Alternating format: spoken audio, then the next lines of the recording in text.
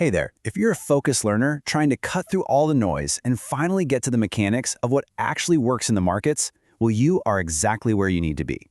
We're stepping away from isolated trading jargon today to build a highly structured, step-by-step mechanical strategy. Okay, let's dive into this explainer and transform those disconnected smart money concepts into one unified, actionable sequence.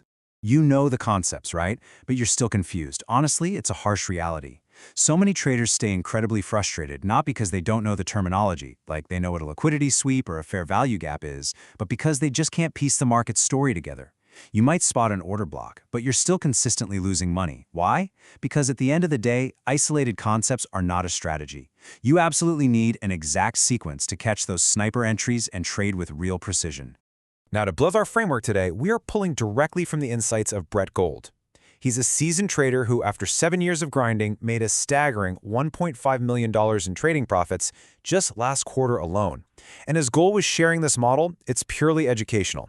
As he puts it, I don't want your money, I want you to become a better trader. He literally just wants to empower you with discipline and structure. And that is exactly what we're extracting today.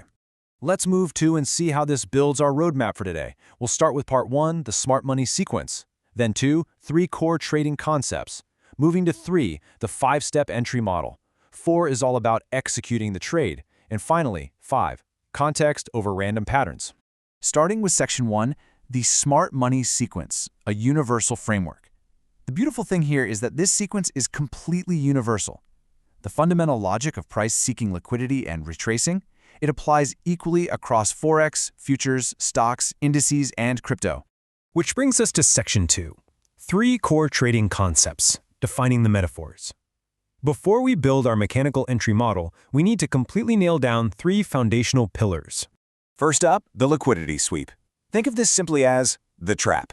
This is exactly where price runs above a previous high or below a previous low, intentionally taking out resting stop losses.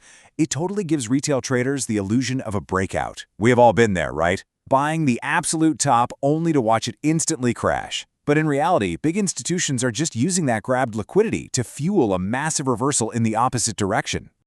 Next, we have the order block, which we can just call the zone. This is the exact origin point that caused that massive impulsive move. It's literally the physical location on the chart where institutions stepped in with huge volume. The key takeaway here is patience. Instead of chasing a move that has already run away from you, the order block is that highly meaningful area where we patiently wait for price to pull back. Finally, we have the fair value gap, or FVG. Think of this as the entry. When that impulsive move happens, it often leaves behind inefficient price action, a literal gap between candlesticks, or a massive amount of orders completely disrupted the market's balance. So why is this important? Because it helps us narrow down our overall order block zone into a highly specific, refined entry point, so we're not just trading blindly into a huge, wide area. Moving to section 3, the 5-step entry model, building the mechanical engine. And this brilliantly illustrates how we transition away from just isolated jargon and into the actual mechanical engine of our explainer. So here is that 5-step model in action, looking at a classic Euro-USD example. Step 1, look left on your chart and identify liquidity. You're looking for obvious equal highs or lows where stops are just resting. Step 2, wait for the sweep. You do absolutely nothing until price runs through that level and rejects it. Step 3, mark the order block by tracing that reversal back to its origin candle. Step 4, mark the fair value gap left behind by that impulsive move. And finally, step 5, wait for the re-entry into that specific gap. Now for section 4, executing the trade, tactics, and stop losses. Because once you identify that 5-step setup, discipline is everything. We literally have to sit on our hands until the price actually mitigates our designated zone. Identifying the setup is really only half the battle. When price hits your zone, you have 2 distinct execution styles. First, the conservative entry, which requires you to wait for a structural, internal market shift on a lower time frame to actually confirm the reversal. Then there's the aggressive entry, which means entering the exact minute price touches that fair value gap. With the aggressive route, your stop loss goes directly below your point of interest, usually targeting a fixed 2R profit. And honestly, in a clean setup, that can sometimes hit in as little as 10 minutes. But what happens when the market doesn't give you a perfect textbook setup? Let's say, looking at a NASDAQ futures example, a strong move happens after a sweep but leaves absolutely zero fair value gap behind. Well, in this case, you enter on the mitigation of the order block itself. But because the order block is a wider zone, you have to refine your risk.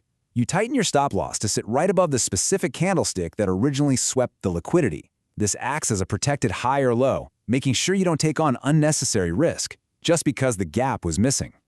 Finally, Section 5, Context over Random Patterns, the Harsh Reality. So, the crucial point is, plotting random patterns without higher timeframe context will just lead to forcing bad trades. Here are the mandatory filter criteria to validate these setups. The liquidity sweep absolutely must happen at a meaningful higher time frame level, not just in the middle of random chop. The displacement after the sweep requires incredibly strong momentum. Your order block must be the true actual origin of the move. And finally, the fair value gap is there to refine a good setup, not to serve as a convenient excuse to jump into a bad one. The overall narrative matters just as much as the individual patterns. Ultimately, your goal as a profitable trader isn't to click the buy or sell button as much as possible. It's all about quality over quantity. If the market is choppy, or if a sweep looks weak, you simply aren't interested. You have to let the bad setups pass you by. Let's leave off with this vital question.